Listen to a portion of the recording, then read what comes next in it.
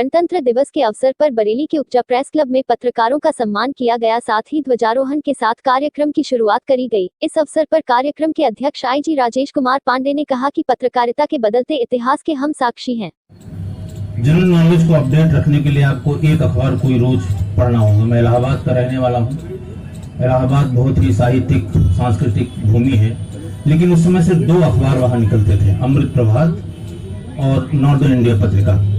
अंग्रेजी पढ़ने वालों के लिए नॉर्दर्न इंडिया। कार्यक्रम में ध्वजारोहण के साथ कार्यक्रम के मुख्य अतिथि नवाबगंज विधायक केसर सिंह गंगवार और कैनविज ग्रुप के चेयरमैन कन्हैया गुलाटी ने गणतंत्र दिवस की शुभकामनाएं देते हुए संविधान की शपथ की जिम्मेदारी पर अपने विचार व्यक्त किए। कार्यक्रम में जिला सूचना उप निदेशक सुहेल वाहिद ने कहा कि बड़े पैमाने पे ये सेलिब्रेशन होते हैं, ये एक बहुत अच्छा सुखद लक्षण है, बहुत बड़ा साइन है ये। लेकिन हम फिर वही 30-35 साल पहले की अगर आप दुनिया याद करें, उस दौर में जब स्वतंत्रता दिवस या गणतंत्र दिवस बहुत बड़े मनाया जाता था, तब भी एक संस्था हमेशा इस अवसर पर बीएल एग्रो के चेयरमैन घनश्याम खंडेलवाल की तरफ से प्रेस क्लब सचिव आशीष जौहरी ने पत्रकार समाज की क्रिकेट टीम की घोषणा करी और पत्रकारों में क्रिकेट किट को उपहार स्वरूप प्रदान किया। इस अवसर पर देश के लोकप्रिय पत्रकार पंकज शुक्ला की स्मृति में पत्रकार राहत कोष की स्थापना की गई। साथ ही अगले साल से उत्कृष्ट पत्रकारिता के लिए पंकज शुक्ला अवार्ड की भी घोषणा की गई। कार्यक्रम में पूर्व सैनिक वायुसेना मुकेश सिंह रिक्सेल को भी सम्मानित किया गया। रिश्ता एक पुत्र का था, लेकिन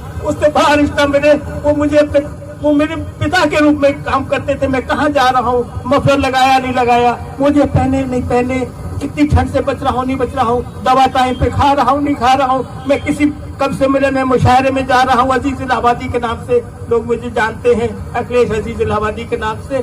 तो मुशायरे में कहाँ जा रहा हूँ, कैसे है। इस अवसर पर प्रेस क्लब अध्यक्ष डॉक्टर पवन सक्सेना ने नई कार्यकारिणी का गठन करते हुए पदाधिकारियों की घोषणा करी, जिसमें नई टीम के ऊपर प्रेस क्लब और पत्रकारिता की जिम्मेदारी को देते हुए पत्रकारिता के क्षेत्र में अपने अनुभवों को साझा करा। लेकिन जब संविधान की कुर्सी पे कोई बैठ जाता है तो उसको कसम लेके बैठता है, उसे संविधान की बात करनी पड़ती है।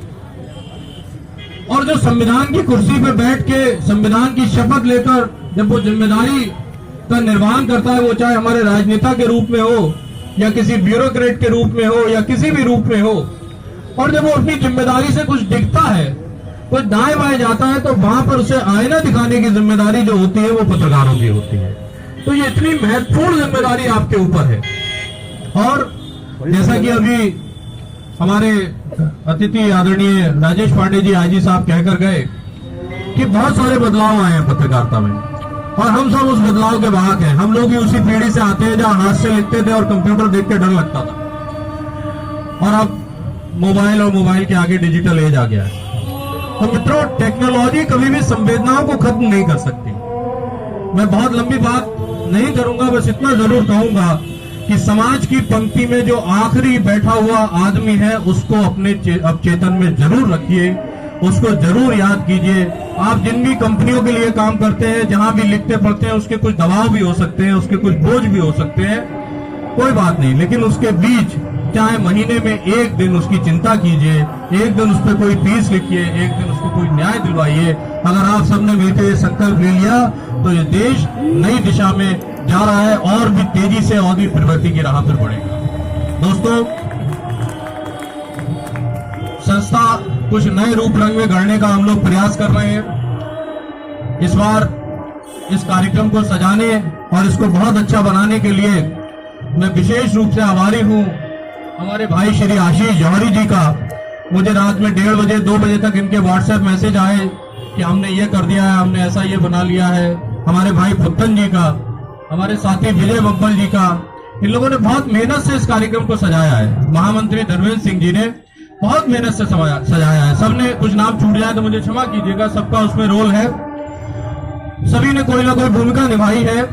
इस बार हम लोगों ने तय किया है कि हम इसका दायरा बढ़ाएंगे। प्रेस क्लब की सदस्यता को हमने मीडिया से बाहर भी एक श्रेणी में खोला है, जिसको मानद सदस्यता कहा है, ऑनरी मेंबरशिप कहा है, वो भी हम लोगों के बीच में होगी। और मुझे उम्मीद है कि अगले साल जब हम आज के दिन मिलेंगे तो इस स्वरूप को हम लोग और भी बेहतर कर पाएंगे। आप सबके आने का, आप सबके समय देने का मैं बहुत बहुत आभारी हूं। अब बीच में